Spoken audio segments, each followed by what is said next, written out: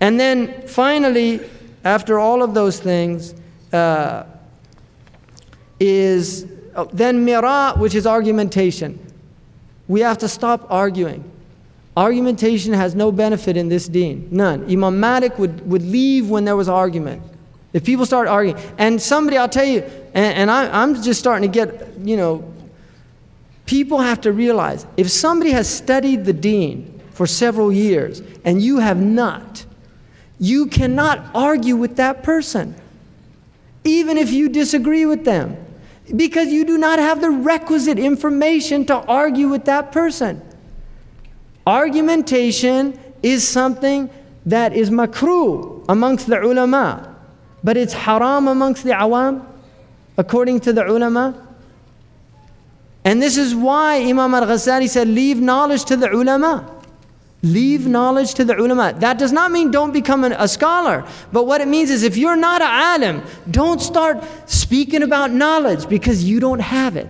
And this is why Imam al-Bukhari says, Bab al-ilmi qabla al-qawli wal-amal, the book or the chapter of knowledge before speaking or doing anything.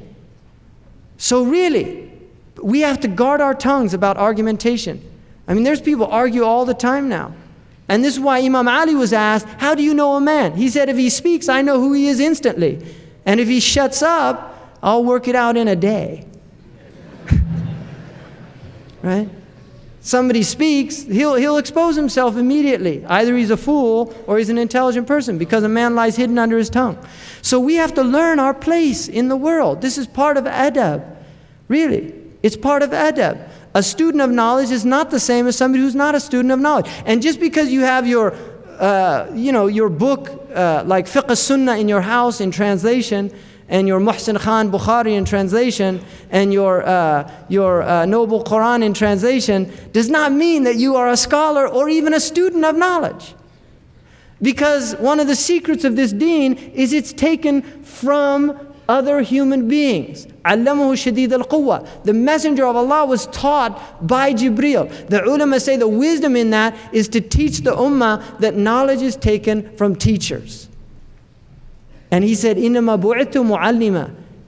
Right? The Prophet was sent to teach people, but he himself was taught, and he was taught by somebody who was less in stature than he was. Which is a sign that we should take from people. Somebody might know tajweed and that's all he knows. And I might be a faqih. And so my knowledge is greater than his knowledge, because knowledge of fiqh is over knowledge of tajweed. But I have to humble myself if I don't know tajweed and go to him and have him teach me tajweed. We have to be humble, and you cannot learn.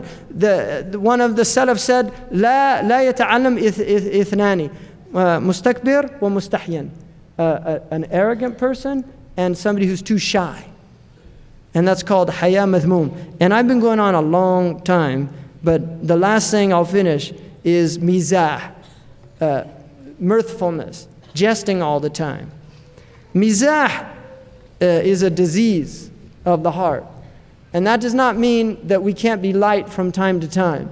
But we should not, and especially in these times, we should not be light people. We have to be weighty people, because we've been given a great amana, a great weightiness.